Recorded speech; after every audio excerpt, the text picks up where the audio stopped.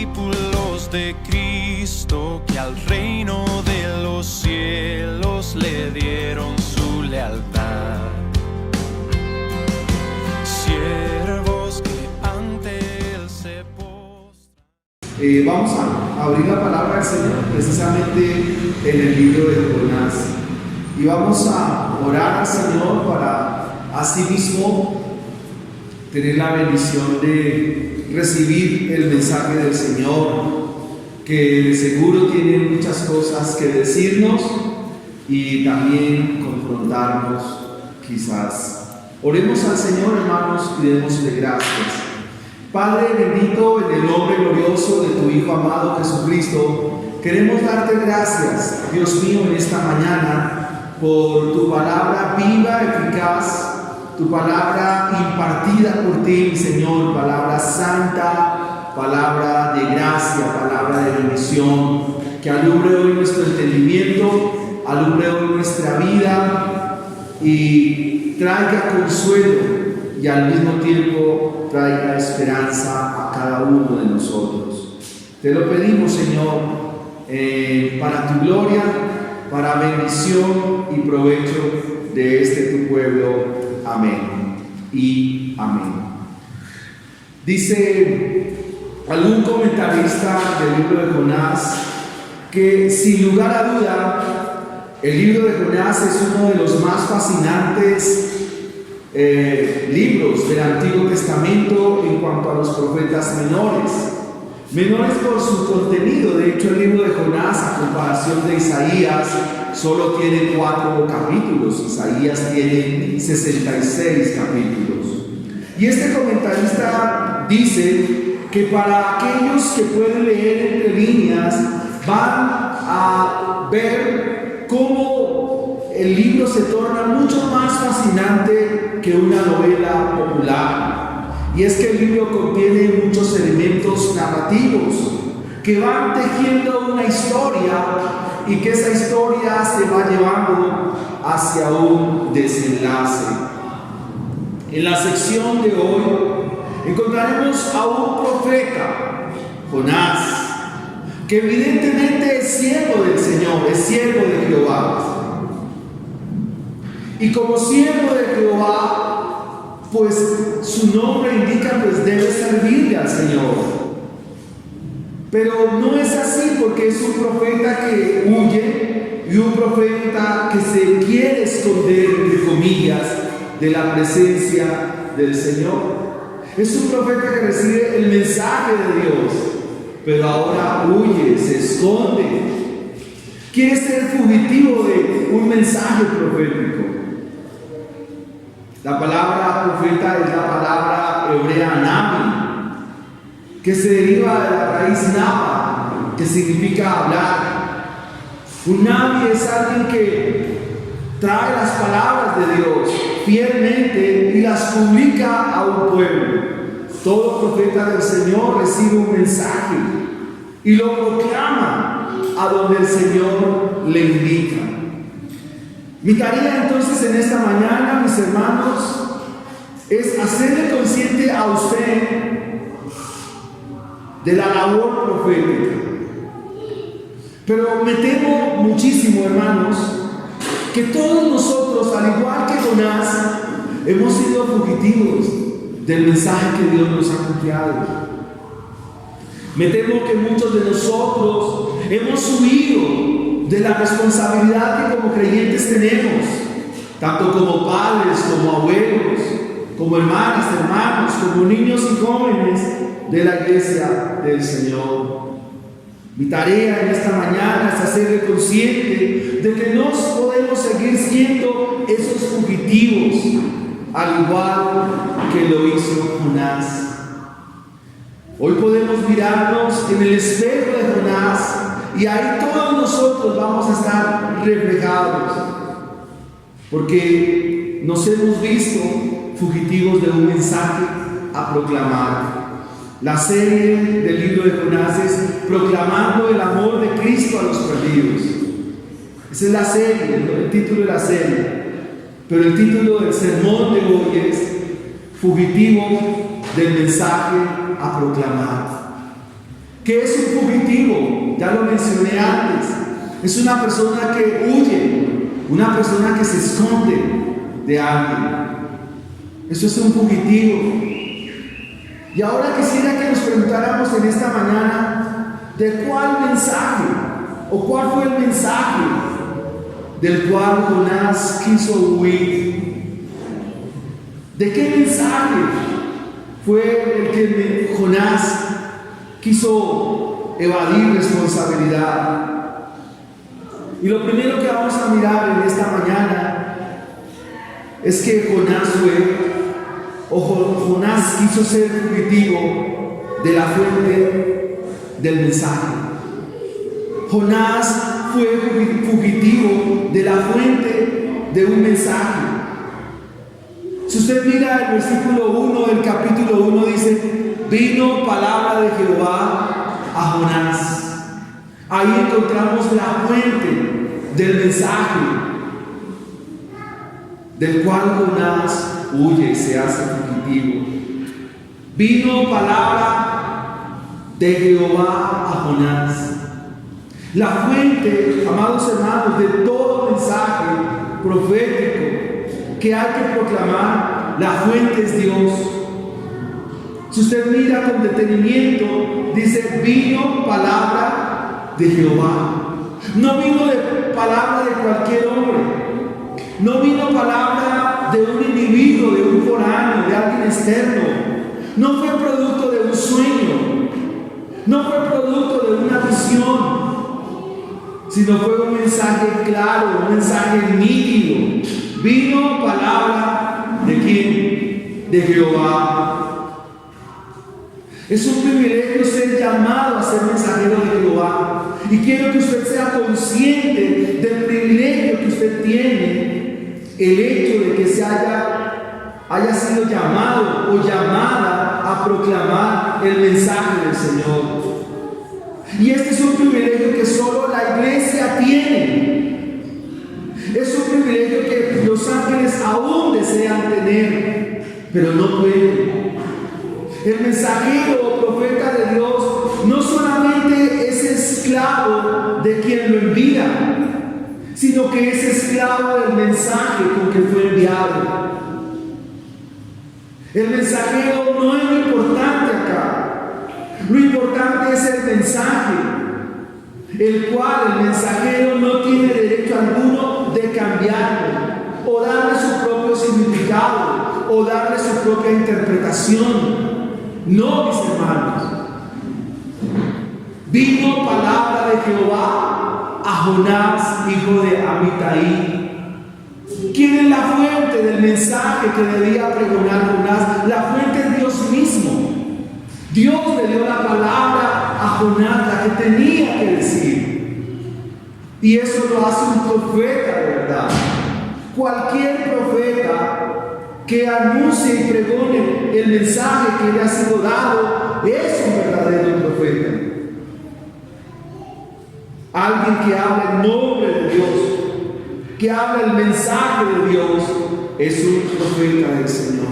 El ministerio profético lo encontramos desde los tiempos de Moisés y tiene su mayor auge o llega a la cúspide en el tiempo monárquico y aún antes del periodo intertestamentario se cierra con el mensaje profético de Malaquías.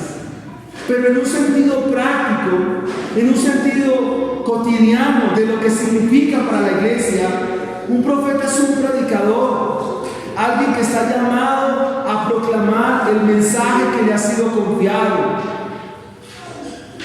Esta misma expresión en el Nuevo Testamento se pudiera describir con la palabra que uso. Alguien que proclama, alguien que pregona, alguien que anuncia, un portavoz de un mensaje. Un profeta de Dios tiene una única fuente. Su fuente es Dios.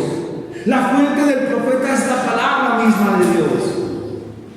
El texto dice: vino a mí palabra de Jehová a Jonás diciendo. No fue una palabra ambigua, no fue una palabra extraña. No fue un mensaje incomprensible, no fue un mensaje difícil de entender. No fue algo que Jonás tuviera que resolver enigmas, misterios. No, fue una palabra sencilla, una palabra clara, sin confusión alguna. Vino a mí palabra de Jehová diciendo. Quiero que mis hermanos puedan entender en esta mañana que la fuente de nosotros es la palabra de Dios. Cualquier iglesia que bebe de algo distinto a la palabra de Dios se vuelve una secta.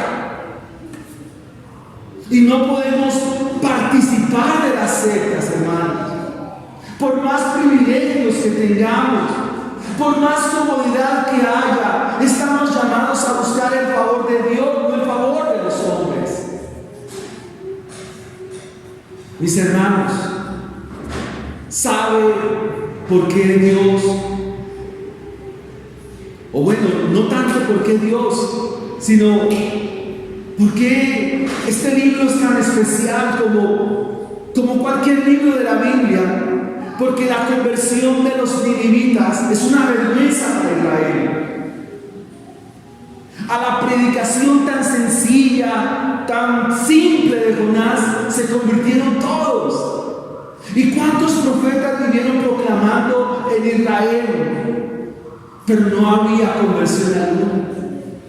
¿Cuántos profetas en Israel proclamaron?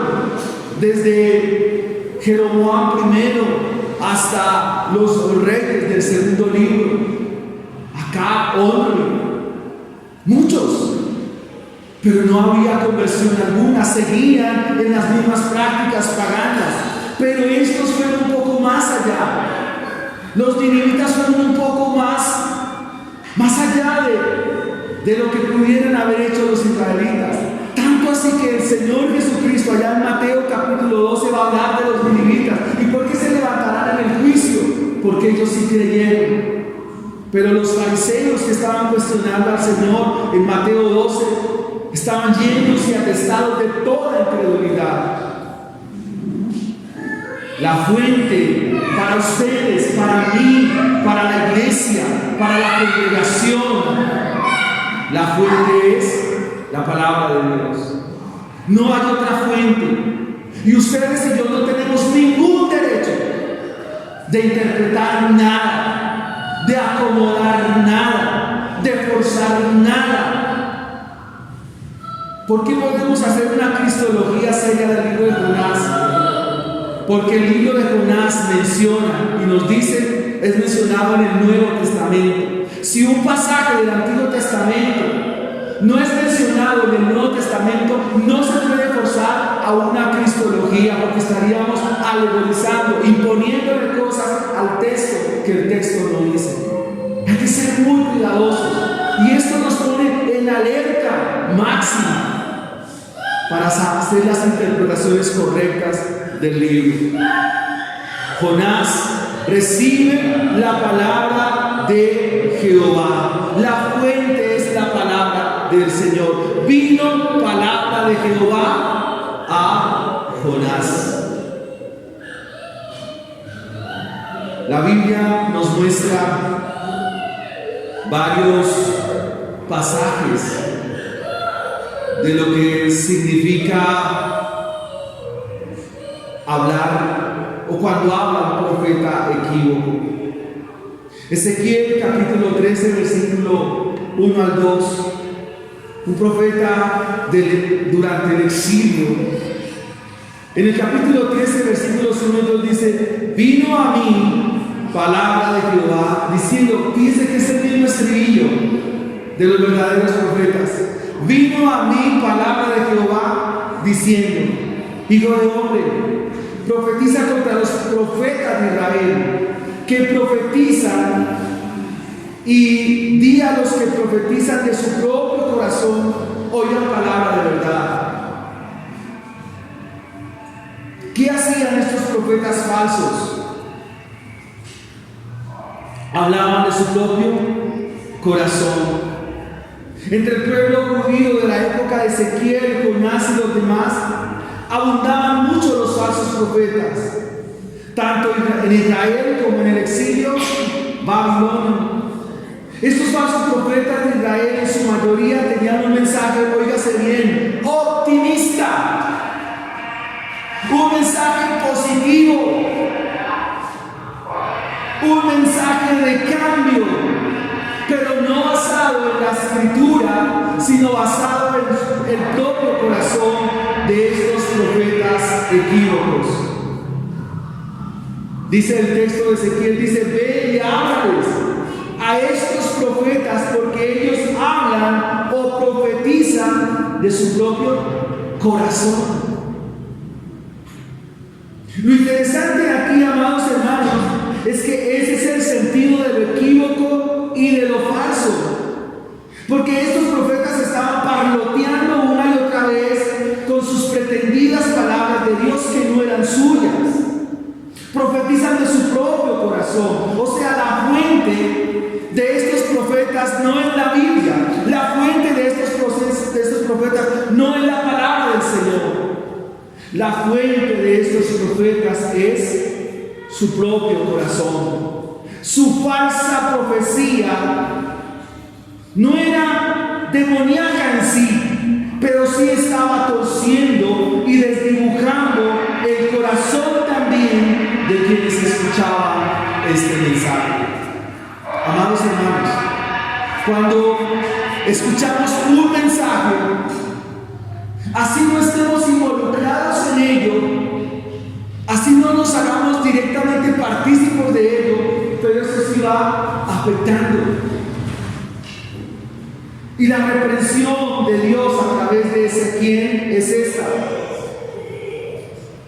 no confíen en las palabras de ellos, ni en sus deseos, ni en sus esperanzas, ni en su sabiduría, ni en su necesidad de aceptación, impulsadas por toda la palabrería que mencionan. Hace unos años atrás teníamos un vicio en la iglesia y era acatar las enseñanzas de los predicadores. De pronto, hasta cierto punto estaba mal, pero hoy en día lo hacemos de manera un poco más centrada, no haciendo una cacería de brujas para mirar en dónde se equivoca el predicador, para señalarlo, no, sino más bien para saber qué es lo bíblico y qué es lo que realmente es centrado y conforme a la escritura. Dice Ezequiel que ellos fueron engañados por sus propios deseos. O sea que el método bíblico para afirmar que no fueron inspirados por Dios es el que hay en su corazón equívoco y engañoso. Miren, amados hermanos, cuando nosotros nos vemos enfrentados a este tipo de textos, tenemos que ser conscientes de cómo la palabra del Señor es relevante en nuestra hora y en nuestro tiempo. Hay una historia en el segundo libro de los Reyes, en el capítulo 18. En este capítulo se nos muestra al rey Acab y al rey Josafat. Acab era rey del norte, rey de Judá al sur, Israel del sur o Judá, y Acab era rey al norte. Una de las ciudades principales de Israel, que se llama Ramón de Galaad, estaba siendo cautiva por los asirios. El rey Acab entonces convoca al rey Josafat para decir: ¿cómo es posible de que esta ciudad esté en manos de los asirios? Unámonos y vayamos a pelear. Josafat le dice a Acab, de rey a rey le dice: mira, mis caballos son tus caballos, mis guerreros son tus guerreros, mis soldados son tus soldados, y peleemos. Pero Acab dice: tengo 400 profetas para que ellos nos confirmen si Dios nos va a dar la victoria o no. Y evidentemente acá manda a llamar a los 400 profetas, 400. Y ellos dicen: rey, dice la palabra del Señor que usted va a vencer, que usted va a triunfar en la batalla. Sin embargo, Josafat, el rey de Judá, no queda como convencido y le dice acá: pero no hay otros profetas aquí en Israel. Y entonces acá manda a llamar a un profeta que había por ahí. Su nombre es Micaías. Esperemos un momento.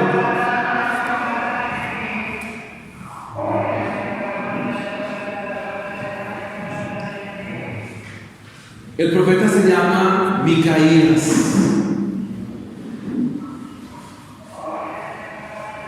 Y cuando Acab escucha que viene Micaías, se consterna. Y la palabra de Acab a Josafat es que le dice: Josafat, lo que pasa es que este profeta siempre me dice lo que yo no quiero escucharlo. Siempre me profetiza mal, me habla mal. Entonces, cuando el emisario de Acab viene con Micaías, el emisario le dice: mira, dile al rey lo que él quiere oír. Y esto es lo que quiero mencionar en esta mañana. En el versículo 14, Micaías dice esto: vive Jehová, que lo que Jehová me hablare, eso diré. Eso lo hace un profeta lleno del temor de Dios. Y un profeta con temor, un profeta con valor moral. Porque no le importó quién estaba delante de él. Estaban los dos reyes, Josafat, rey de Judá, y estaba Acab, rey del norte. Tenía 400, entre comillas, colegas, pero todos estaban en falsedad y engaño. Ese día Acab muere. Un soldado asirio lanza una flecha y la flecha atraviesa la juntura de lo que lo protegía. Él pensaba que disfrazándose, porque le dice a Josafat: tú sí vístete de rey, pero yo me voy a vestir de un soldado ordinario. Se cumplieron las palabras de Micaías, de uno solo, porque habló lo que era conforme a Dios.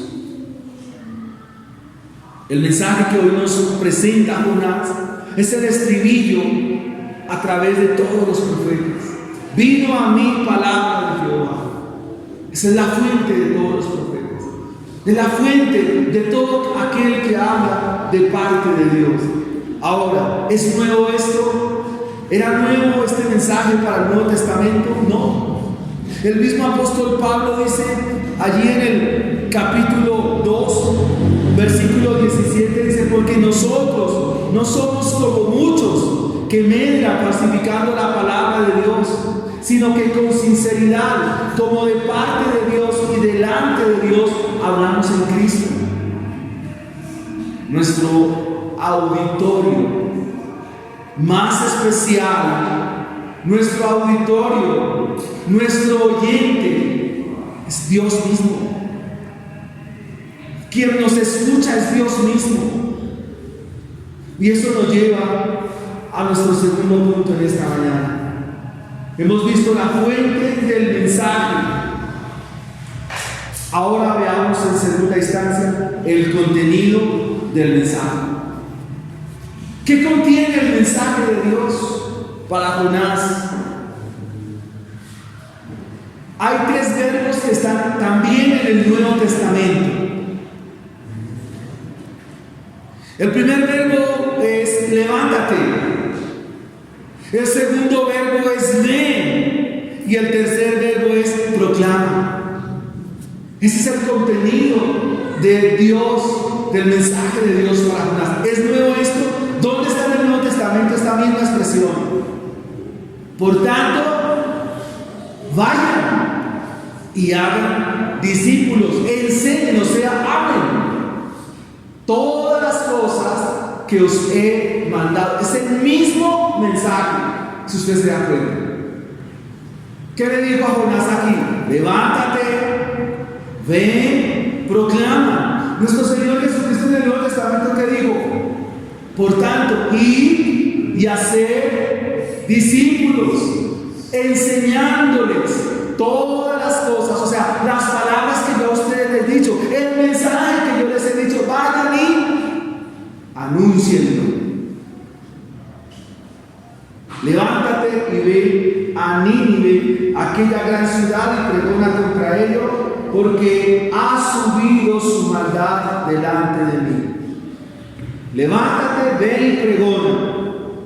¿Qué significa levantarse? ¿Que el profeta estaba dormido? No, en ninguna manera.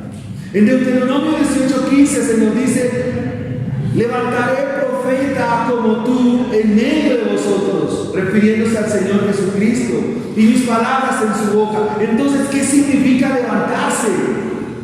Significa, amados hermanos, despertar en algunas ocasiones, pero aquí se usa más como avivar y se emplea en el sentido de poner en alto. Aquí la idea de levantar es poner en alto las palabras de Dios.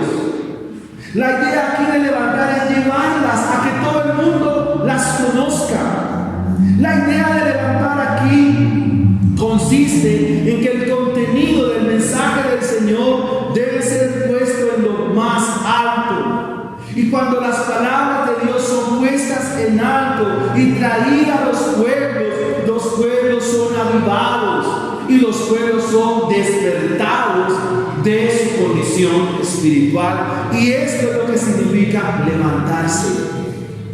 No es que el profeta estaba durmiendo, como lo veremos dentro de 8 días en la barca, no. El profeta tiene que tomar el mensaje de Dios. Ve, levántate, pon en alto mis palabras. Poner en alto significa que las palabras de Dios deben ser oídas. Las palabras de Dios deben ser escuchadas. El pregón será dado. Nínive será destruida de aquí a 40 días. Ese es el mensaje de Jonás. Sencillo, un mensaje simple, y fueron puestas esas palabras en Nínive en lo más alto. Y los ninivitas despertaron de su condición espiritual, despertaron de su condición pecaminosa, porque Él les da vida por medio de sus palabras.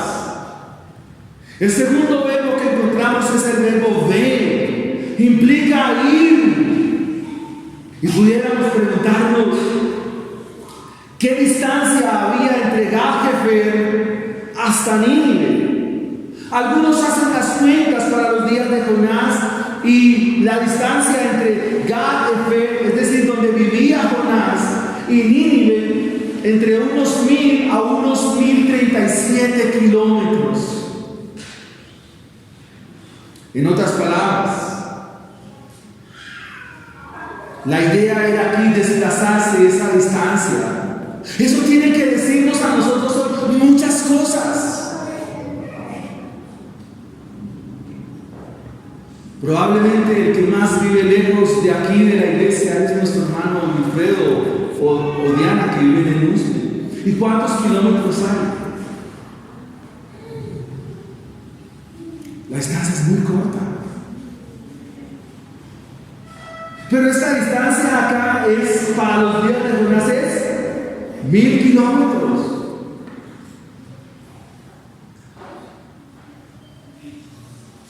Eso es importante que hoy lo valoremos y lo pensemos. Que la labor profética, ¿qué implica? Desplazarse, hermanos. Ir. Está en el Nuevo Testamento, lo dijo el Señor allá en Mateo 28, vayan. Alguien escribió un libro que se llama Los secretos del ministerio de nuestro Señor Jesucristo. Un libro que se me perdió. Y este libro dice que el ministerio del Señor consistió en que Él fue donde otros no iban. Ir por quienes otros no iban. Juntarse con los que otros no se juntaban. Hacer lo que otros no hacían. Estar con los que otros no estaban. Y por eso Jesús rompe con una cantidad de paradigmas religiosos y tradiciones de la época, porque abandonó la comodidad. Y esto nos tiene que llamar la atención a nosotros.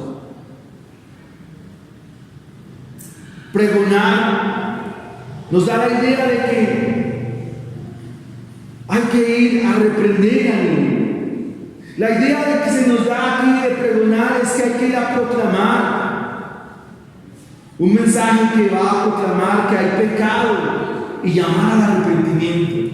Eso es lo que significa proclamar, denunciar el pecado y llamar al arrepentimiento. ¿Era la maldad de Nínive motivo para que Dios los llamara al arrepentimiento? No, en ninguna manera. Todos los hombres hemos pecado delante de Dios. Dios ordena que en todo lugar y en todo momento, todo hombre venga al arrepentimiento. Cuando el Señor le dice: Jonás, levántate, ve a Nínive, aquella gran ciudad, pregona contra ella, porque ha subido la maldad delante de mí, le está diciendo: ve y anuncia arrepentimiento. Pero el mensaje del arrepentimiento también conlleva que si no hay arrepentimiento, ¿qué hay? Juicio. Y usted lo ha leído en el Nuevo Testamento.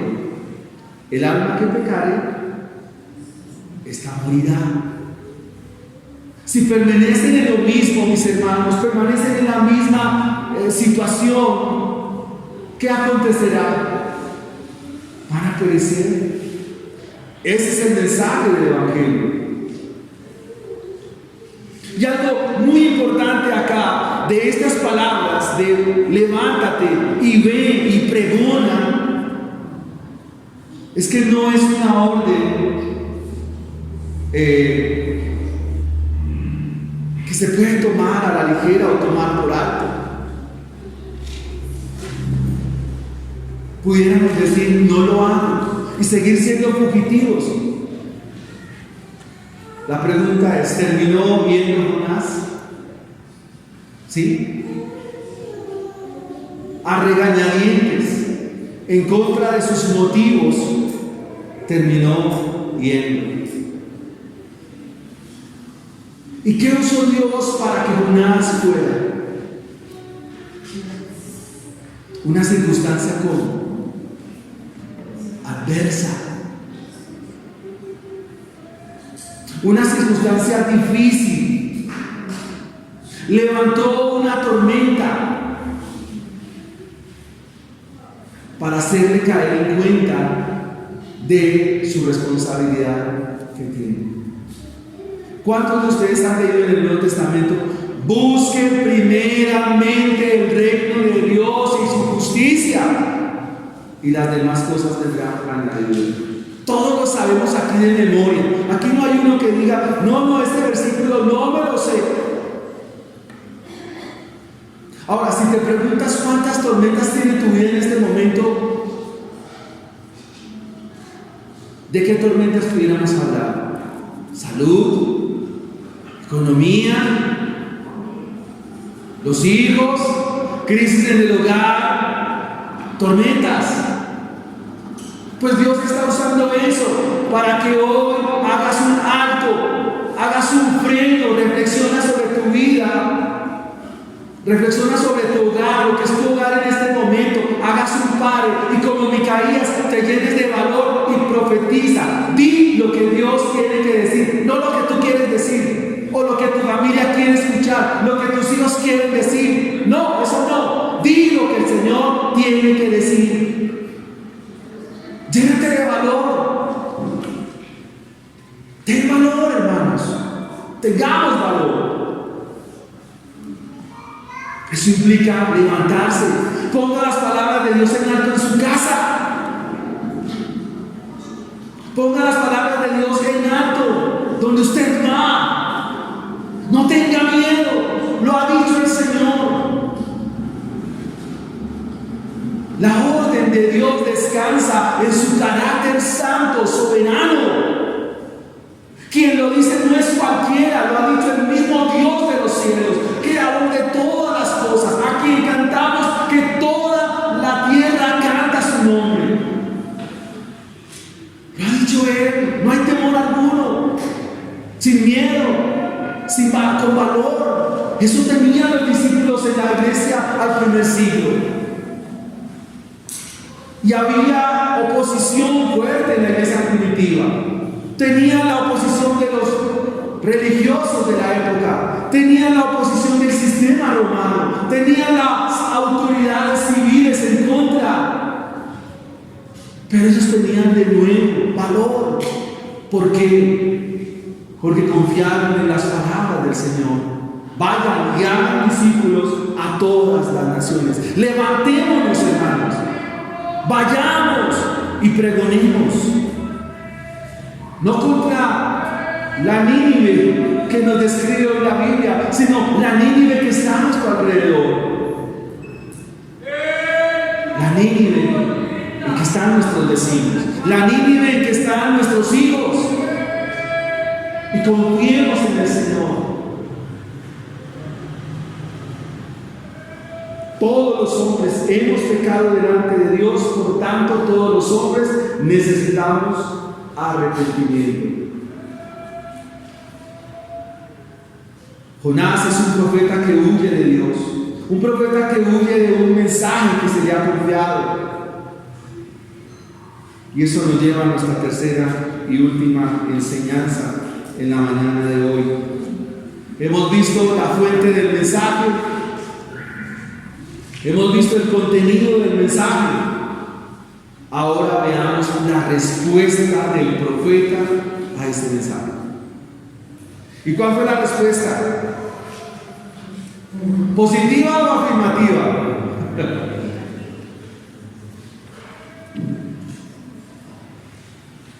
La respuesta fue una. ¿Cuál? Jonás se levantó para huir de la presencia de Jehová a Tarsis y descendió a Jope, y allí halló una nave que partía para Tarsis, y pagando su pasaje entró en ella para irse con todos ellos a Tarsis, lejos de la presencia del Señor. ¿Cuál fue la respuesta? No voy. Me levanto, pero no para ir a Nínive. Me levanto porque me voy para Tarsis. Huye, fugitivo de lo que se le confió y de la tarea por la cual Dios lo llamó. Jonás se levanta para huir de la presencia del Señor. El capítulo 2 nos va a mostrar que Jonás es un conocedor de los salmos. De hecho, el capítulo 2 es lo que llamaríamos un mix de salmos, porque toma porciones de muchos salmos y hace un salmo, hace un mix. Y dentro de esos salmos hay uno que es el Salmo 139, versículos 7 al 10, donde dice: ¿a dónde me huiré de tu espíritu? ¿Y a dónde huiré de tu presencia? Si subiera a los cielos, allí estás tú. Si en el Seol hiciere mi estrado, he aquí, allí tú estás. Si tomare las alas del alba y hablar en el extremo del mar, aún allí me guiará tu mano y me asirá tu diestra. Jonás es un profeta de Dios, pero un profeta que está en desobediencia, porque Dios le ha dado el mensaje, le ha dicho qué es lo que tiene que hacer con ese mensaje, y ahora, ¿cuál es la respuesta del profeta a este mensaje? No voy. Y pudiéramos decir que Jonás tenía razones. Sí, claro. Si Jonás predica, los ninivitas se van a arrepentir, y él va a pensar que está traicionando a ¿qué? Su patria. Está traicionando a su pueblo Israel, y eso probablemente puede traer consecuencias que no lo iban a favorecer como profeta, porque les estaba dando una oportunidad a esos desventurados que lo que tenían era que morir. Esa puede ser una razón que nos deja ver el libro entre líneas. Por eso es fascinante este libro. Otra razón que pudiera tener lugar es que él iba a ayudar a preservar con vida a ese temible pueblo. Ahora, ellos pudieran convertirse y luego desconvertirse y volver a sus andanzas, y eso dejaría mal a Jonás. Ahora, si no se arrepienten y no reciben el mensaje, la vida de Jonás corre peligro, porque los ninivitas eran expertos en descuartizar y desollar a todo extranjero que trajera un mensaje diferente al de sus dioses. Entonces digo, no, es mejor no ir. O sea, podemos encontrar muchas razones y argumentos válidos para Jonás, pero no para Dios. ¿Por qué? Porque Jonás recibió el mensaje de Dios. Y pudiéramos decir que Jonás estaba en la voluntad de Dios. Sí, claro, esos ninivitas no se van a arrepentir. Esos ninivitas, si creen, puede que después no crean. No. Mejor me embarco para Tarsis, bajo a Jope, se encontró un barco. Sí, gloria a Dios. Estoy en la voluntad de Dios. Sí, porque se me están dando las cosas. No quiero ir a Tarsis. Y miren, Dios me aparejó un barco para irme a Tarsis. Gloria a Dios. Bendito sea el nombre del Señor. Sí, ¿cómo no? Hermanos, no siempre que las cosas se le estén dando significa que estén en la voluntad de Dios. No es así. No te engañes, no nos engañemos. Aquí Jonás va en contra de la voluntad de Dios y él pudiera pensar, ay, Dios me aparejó un barco para ir a Tarsis. Ay, bendito sea el Señor. Yo sabía que el Señor nunca me desamparó. Yo sé que el Señor siempre está ahí. Mentiras. Va en contra de la voluntad de Dios. Va en contra del propósito de Dios. Va en contravía de lo que Dios le dijo. ¿Cuántos de nosotros hemos pensado así en la vida? ¿Cómo se dan las cosas entonces? Sí, es la voluntad de Dios, se me está dando todo. Pero no es así. No es así, hermanos. No está en la voluntad de Dios. Aunque encontró un barco, pagó su pasaje, lo perdió. Claro que Dios lo montó en submarino de para acá. Pero amados hermanos, esto nos deja ver que la respuesta de Jonás, en términos prácticos, no fue favorable. No respondió favorablemente. Y esto me lleva a las aplicaciones del texto de hoy, que son algunas o muchas. El título de nuestro sermón es Fugitivos.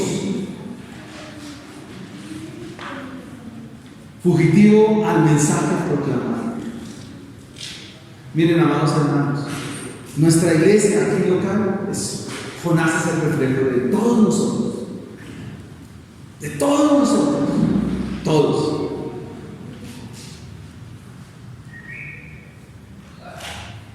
¿Cuántos mensajes hemos escuchado? Creemos que hemos predicado, de pronto no al 100% con fidelidad, porque no hay tampoco predicador que lo haga al 100%, no lo hay. En nuestros días hay buenos predicadores, pero no, que la fidelidad al texto tampoco no es. Nos aproximamos y queremos hacerlo así. Pero ¿cuántos mensajes hemos recibido de que hay que compartir el Evangelio? ¿Cuántas veces lo hemos leído? Cuando lo lees tú, cuando lo predicamos, cuando lo anunciamos. ¿Cuántas veces, hermanos? ¿Cuántas? Muchas. ¿Cuántas personas invitamos a la iglesia? Es más, a veces ni nuestra familia la traemos a la iglesia. Se nos quedan en la casa o en otras cosas. Estamos siendo fugitivos del mensaje a proclamar. Nos estamos huyendo, estamos escondiéndonos de un mensaje el cual hay que proclamar. Esa es una aplicación para usted, para mí. Los días miércoles estamos estudiando el Sermón del Monte. Hay mucho fugitivo. Usted no tiene que desplazarse 1000 kilómetros como Jonás. Desde su casa usted puede. Yo les miro en Facebook todo lo que ustedes ponen y publican en sus redes, lo que es sus estados. Pero ¿cuántos de nosotros publicamos el sermón en nuestro estado de WhatsApp para que otros conozcan? Fíjese hasta dónde seguimos huyendo y siendo fugitivos del mensaje que hay que proclamar. Publicamos nuestras cosas. Está bien, son sus redes sociales, pero es donde está tu tesoro, ahí está tu corazón. Cuando tú no le compartes el Evangelio a tus hijos, aplica para mí. Cuando tú no le hablas como Micaías, con valor, con firmeza, con autoridad a tu familia, estás siendo fugitivo, estás huyendo, estás siendo cobarde. Somos cobardes en el reino de Dios. Y el primer calificativo por el cual no se hereda el reino de los cielos en el libro de Apocalipsis es la cobardía. Mis hermanos, quiero que hoy despertemos, recibamos esta amonestación que ya la he recibido durante esta semana. Estoy trabajando por ello, para ir a evangelizar. Lo estoy haciendo en mis fuerzas, pero ayúdenos. Y no es que estemos interesados en cómo llenamos esto, no. Es que las personas conozcan el Evangelio. Dios se glorificará, Él lo hará. Pero hay que hacerlo, hermanos. No seamos más fugitivos, no huyamos más del mensaje que Dios nos ha encomendado, que Dios nos ha confiado. Cada discipulado, hermanas, el día jueves hay discipulado a las 8 de la noche para que de tu casa no seas fugitiva del discipulado. Varones, viernes, este viernes ya me quedé ahí sentado. Vamos a mirar cuánto nos tiene el discipulado. Ninguno dijo nada. Yo estoy haciendo otros discipulados, hermanos, pero usted también tiene que ponerse. ¿Cuánto tiempo en el Evangelio y sin actuar? No podemos seguir así. Esto no puede seguir así. No seamos más fugitivos. Primera de Pedro 4:11 dice: alguno hable conforme a las palabras de Dios. Ningún hombre tiene derecho a hablar nada, además, en contra de la voluntad revelada de Dios. Dios ya nos ha dado su mensaje, y el mensaje es este, hermano. Mírenlo, acá está. Pero necesitas instruirte, discipularte, ir a compartir, invitar a otros. Ven que somos unos jonases, unas jonasas. ¿Cuántos de nuestro entorno los compartimos? No cuando está trabajando, sino cuando a él es fácil. No importa lo que te digan, si te dicen cristiano, Jonás, ridículo. No importa. Finalmente, ¿por qué? Hermanos, esto es serio. Ven, levántate, predica. No podemos. Mis hermanos, una aplicación final de este sermón. Fugitivos al mensaje a proclamar. No dé por sentado que sus hijos son sanos, que los que están a su alrededor, como dicen, yo creo en Dios, eso los hace sanos. No lo dé por sentado. ¿Saben qué necesitamos, hermanos, también? Orar. Necesitamos orar y orar mucho.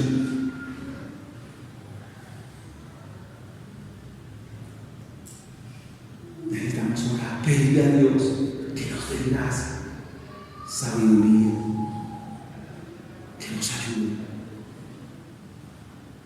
que nos dé las palabras que son. El que es de Dios, las palabras de Dios oye. Juan capítulo 8.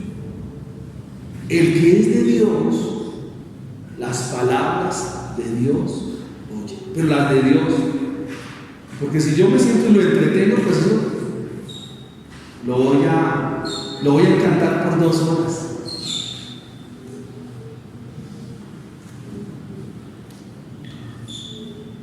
Hemos dicho que este Jonás es un retrato de quién? De nosotros. Pero hay un mejor Jonás. Es nuestro Señor Jesucristo. Y en el libro de Isaías, en el consejo eterno de redención que nos menciona el libro del profeta Isaías, el profeta inspirado por el Espíritu Santo, dice: ¿a quién iré? ¿Y a quién enviaré por vosotros? ¿Y qué dijo el profeta, hablando del profeta que estaba ahí? Isaías capítulo 6. ¿Qué dijo? Heme aquí, envíame a mí, yo iré. Ese es el Señor Jesucristo que está hablando ahí. Isaías capítulo 6. Contestó el llamado de Dios. Ahora somos sus discípulos. Estamos llamados a contestar el mismo llamado. ¿Pero cómo? ¿A la manera y al estilo de Jonás? No, mis hermanos, al estilo, a la forma de Cristo Jesús. Todo lo que hagamos recibe en los méritos y la obra de Cristo Jesús. Y por esos méritos y por esa obra lo podemos hacer. Vayan en el nombre del Señor, vayan, hablen a sus hijos, a su familia. La responsabilidad primaria de ustedes, la mía es acá, y claro, orientarlos, aconsejarlos y orar por ustedes, y claro, y visitarlos y todo eso. Pero ustedes son responsables. Pongámonos aquí y oremos al Señor. Oremos a Dios.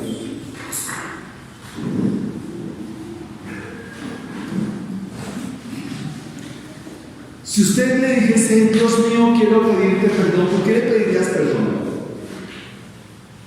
Por ser como Jonás. Oremos al Señor y demos gracias. Amado Padre que estás en el cielo, en el nombre de Jesucristo, tu Hijo amado, queremos darte gracias, Dios mío, en esta mañana. Padre, darte gracias, Señor, por tu amor, tu bondad y tu misericordia. Dios mío, muchas gracias. Dios mío, gracias, porque eres bueno. Gracias, Señor. Señor, perdónanos por tener argumentos, por no tener el valor cuando vemos que las cosas no son por ese lado, no son por ahí, y confiamos en que sí, claro. Bendito Dios. Quizás hay mucha tela de donde cortar. Esa expresión: vino a mí palabra de Jehová, tiene para escribirse mucho al respecto, muchísimo. Pero la idea que es que tenemos un mensaje para predicar, un mensaje para enseñar, para compartir. Es el mismo mensaje que el Señor encargó a sus discípulos ya en el Nuevo Testamento. Vayan, hagan discípulos, enséñenlos. Y debemos responder favorablemente a ellos, no seguir siendo fugitivos del mensaje. Señor, perdónanos, ayúdanos. Que esto no sea una carta, sino un deleite. Que esto no sea: oh mi Señor, algo por imposición. Es que ni siquiera la motivación es llenar este lugar. No, esa no es la motivación. Ese no es el foco. El foco es que muchos conozcan del Evangelio, de la palabra de Dios. Eso es lo importante, Señor. Por ello te damos gracias en esta mañana, y trae arrepentimiento a cada uno de nosotros. Trae arrepentimiento, Señor, a nuestras vidas. Trae arrepentimiento, Señor. Perdónanos, perdona nuestros pecados, lávanos de nuestras inmundicias. Lávanos más y más, Señor, de nuestra maldad, de nuestros egoísmos. Señor, ¿a quién iremos? Si solo tú, cual profeta de Dios, es el único que tiene palabras de vida eterna. Por ello te damos gracias, Señor, y te bendecimos, Señor, y te adoramos y te exaltamos. Humillamos sobre nuestro corazón nuestra cabeza delante de ti, Señor. Padre Celestial, bendito sea tu nombre. Ayúdanos, Señor. Danos ese valor, esa fuerza para hacer las cosas, Señor. Ayúdanos a trabajar también bien, responsablemente, Dios. En el nombre de Cristo Jesús. Amén y amén.